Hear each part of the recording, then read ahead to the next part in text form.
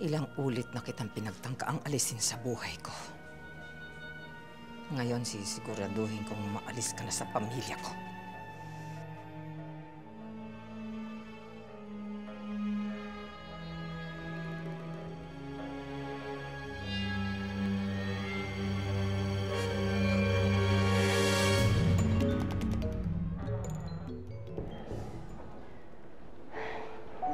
Henry, bakit ganun? Kung kailan naman buo na ang pamilya natin, saka naman nila paghihiwalayin. Sana hindi na umalis si Princess dito. Hindi mawawala sa atin si Princess, Mabel. Hindi naman ako papayag yung mangyari yun eh. Kaya makakausapin ko si Lizette. Wag ba tayo pero dalawang yakap! Si Charming yun ah. Sa maid's room.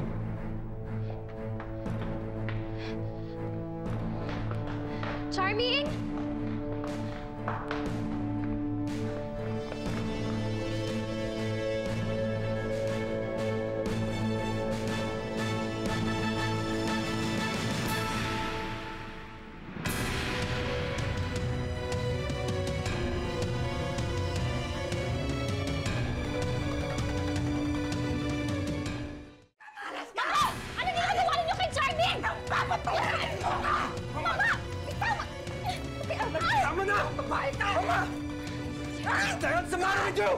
Papatayin mo ba yung bata?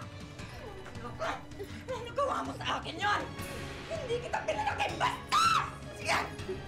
Stop it! Magsama-sama kayo! Magsama-sama kayo lahat! Malas! Malas!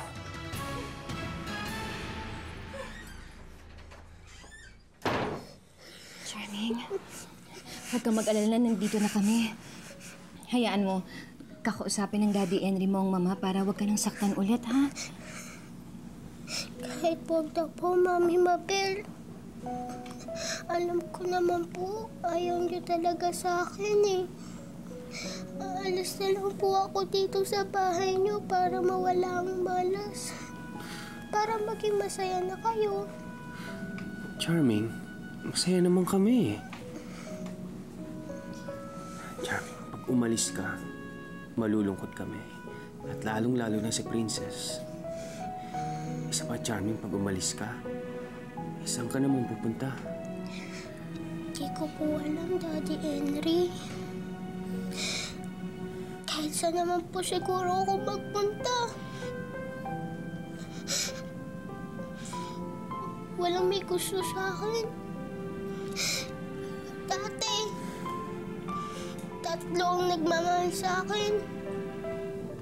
Ngayong wala na ang Tatay Ronald ko. Sina Tito Inay at Tatay Shmita na lang nagmamahal sa akin. Ako daw po ang swerte sa buhay nila.